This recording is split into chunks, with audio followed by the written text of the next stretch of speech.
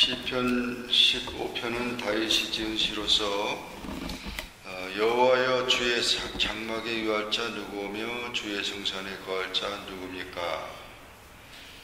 주의 장막은 성전을 말하죠. 주님이 임재하시는 곳. 주의 성산도 역시 성전을 말합니다. 하나님의 성전에서 하나님의 임재 속에서 함께하는 자, 이런 자가 누굽니까? 이런 기도를 했습니다. 이와 같이 주의 장막에 거하는 자, 주의 성산에 사는 자는 하나님의 자녀들을 말하는 것이죠. 하나님의 백성들. 그러나 여기서는 더 성숙된 성결한 자를 말하고 있습니다. 우리 신앙생활은 이제 예수를 믿고 구원받은 이후에 더 은혜 가운데 성장해야 됩니다. 그래서 정결한 삶이 되어야 합니다. 구별된 삶을 말하고 하나님의 자녀로서 합당한 자로서 살아가는 것을 말하는 것입니다. 그래서 여기 그와 같은 성결한 삶이 어떤 삶이냐? 첫째, 정직을 행한 삶이다. 정직한 삶이다. 이 정직한 삶은 온전한 삶을 말하고 있습니다. 그리고 깨끗한 삶, 언행심사에 있어서 하나님을 기쁘시게 하고 성령의 인도를 받는 자를 말합니다. 이제 우리가 과거에는 부정직했고 과거에는 죄 가운데 거했기 때문에 우리가 더러워졌지만 예수 그리스도의 피로 말미암아 우리가 깨끗해져서 우리 우리 영적으로나 우리 모든 삶에 있어서 밝게 빛나는 그런 삶이 정직한 삶이에요. 그래서 우리 그리스도인들의 삶은 옛날의 삶이 아니고 옛 생활이 아니라 새 생활이 돼서 예수 안에서 새롭게 출발하는 그런 삶을 말하고 있습니다. 두 번째, 공의를 실천한다. 정의를 실천한다는 겁니다. 그전에는 불의했지만은 이제는 의를 행하는 자가 됐다. 그래서 의롭게 살다가 해서 의인이 된 게 아니고 죄인이 변하여 이제 예수 그리스도로 말미암아 의를 힘입어서 의를 쫓는 겁니다. 의를 쫓는다는 것은 하나님의 뜻을 따르는 것을 말하죠. 하나님의 뜻, 내 뜻대로가 아니고 하나님의 뜻을 행하는 것을 말하고 있습니다. 그리고 이제 마음의 진실을 말한다. 진실. 항상 진실의 편에 서는 거죠. 거짓된 삶을 이제 청산하고 이제 진실을 말합니다. 진실이라고 하는 것은 안과 겉이 똑같은 것을 말합니다. 마음의 풍과 삶이 똑같은 것을 말하고, 그래서 이렇게 정말 깨끗하고 또 의롭고 진실한 그런 삶을 살면서 개인적인 신앙의 인격이 형성되는 것을 말합니다. 이와 같은 사람은 온전한 자라, 욥기에서도 온전한 자라고 말했고 노아도 온전한, 하나님 앞에서 온전한 자다 이렇게 말하고 성령의 인도를 받는 자를 말하고 있습니다. 그래서 우리의 삶이 이제 예수 안에서 새로운 하나님의 성품을 가지고 예수님의 마음을 가지고 살아가는 그런 삶을 말하고 있습니다. 그리고 이것은 개인적인 것이지만은 이제 또 다른 이웃과의 관계에서 3절에 보면은 그의 혀로 남을 허물지 않는다. 대인관계에서 누구를 중상모략하거나 험담하지 않는다. 남의 말을 하기 좋아하는 시대잖아요. 세상에는 항상 다른 사람이 없다고 해서 그 사람을 중상모략한다거나 험담하는 것은 그 사람의 인격, 그 사람이 거기 있는데도 불구하고 얘기하는 것은 충고지만 그 사람이 없는데 그 사람의 허물을 얘기를 하고 있는 것은 험담이 되는 거죠. 그 사람에게 상처를 주는 것이고 그것이 잘못 전달돼서 오해를 불러일으키고 서로 인간관계가 파괴가 되는 것입니다. 그렇기 때문에 이런 중상모략, 그 혀로다가 남을 허물지 않는다. 우리가 혀라고 하는 것은 혀는 불과 같다고 야고보서는 기록했고 이 혀 한 입을 가지고 찬송하는 입이 되고 기도하는 입이 되어야 되는데 은혜를 끼치는 말이 되는데 그 저주화가 되고 남을 중상모략하고 이런 한 혀를 가지고 한 입을 가지고 두 가지가 나올 수 있다는 것. 항상 우리 그리스도인들은 다른 사람보다 더 긍정적으로 설사 그런 일이 있다 하더라도 항상 긍정적인 그 말을 할 수 있고 또 그것을 얘기를 해야 됩니다. 자기가 뭘 확실히 안 것처럼 막 그냥 확실하다고 그 사람은 어떻다고 이렇게 판단하지 말고 설사 그렇다 할지라도 끝까지 이해하려고 노력하고 용서하고 이런 것이 되어야 됩니다. 그래서 이와 같이 혀로 남을 허물하지 않는다. 남의 상처를 이렇게 이야기하지 않는 그런 것이 성결한 삶이다. 그의 이웃에게 악을 행치 않는다. 이웃을 해롭게 하거나 피해를 입히는 그런 행위를 하지 않는다.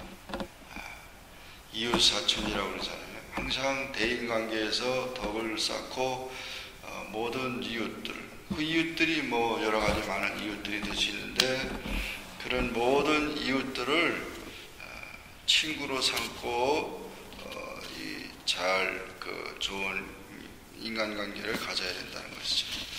또 그의 이웃을 비방하지 않는다. 회방하지 않고 그 이웃을 사랑하는 거죠. 예수님은 이것은 이웃을 사랑하는 것이다 이렇게 말했습니다. 자기 몸처럼 자기 생각, 자기의 삶을 돌아보는 것처럼 자기를 관리하는 것처럼 이웃을 사랑해야 된다. 이 타인과의 관계에서 우리는 이 말을 조심하고 항상 그 관계를 타인과의 관계, 이웃과의 관계에서 사랑을 가지고 해야 돼. 가는 말이 고와야 오는 말이 곱다는 말이 있어요. 주는 자가 복이 있다고 그랬어요. 항상 내가 남에게 대접을 받고자 하는 대로 내가 먼저 대접하라고 그랬어요. 이것이 황금률이거든요. 내가 대접을 받고자 하는, 왜 대접 안 하느냐 이런 게 아니라 내가 받고자 하는 그 마음을 먼저 그 사람에게 해라 이거죠.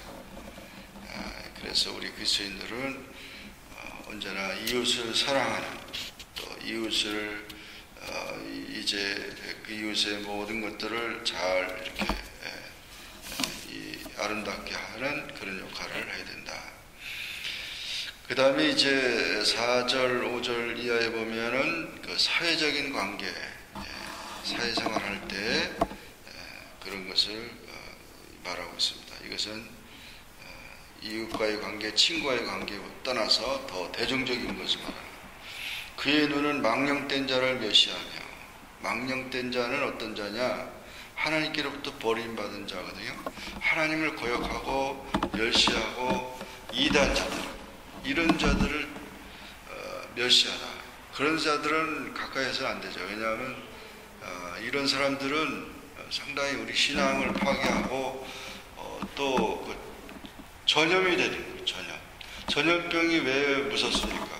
그 전염이 되면은 그냥 순식간에 다 퍼져요. 전염된 자들은 가까이에서 안 되는 거예요.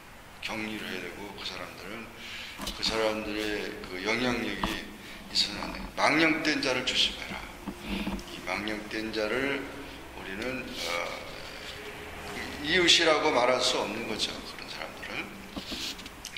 그리고 여호와를 두려워하는 자를 존대하라. 여호와를 두려워하는 자들은 성도들을 말하는 거죠. 성도들. 하나님을 경배하는 자들. 존경하라. 그래서 하나님의 경배하는, 하나님을 섬기는 자들을 존경해라. 주의 종들, 또 주님의 자녀들, 또 하나님의 영광을 위해서 열심히 일하는 자들을 우리가 참 존경하고 사랑해야 된다. 또 그의 마음에 소원하는 것은 해로울지라도 변치 아니하며 약속을 잘 지키라 이거죠. 약속을 막 했다가 막 바꾸고 뭐 이런 그런 삶이 되지 말고 그 약속한 것은 꼭 지켜야 된다. 이게 사회생활에서 중요한 것은 약속이거든요. 그 약속, 그 계약인데 그 계약을 위반하고 그걸 자꾸 그렇게 바꿔놓으면 이랬다 저랬다 하면은 그 사회가 무너지는 거죠. 그러니까 이 약속을 잘 이행해야 된다. 그 약속을 어려울 때 저 병중에 약속한 것은 건강할 때 이행을 해야 되는데 병 들었을 때 약속한 거 건강하다 보니 잊어버려요. 약속을 잊어버리지 않고 그것을 잘 지키는 자가 되어야 된다. 그리고 이자를 받으려고 돈을 꾸어주지 아니하며 우리 성도 간에 이자를 같이 이자 놀이 하지 말아라.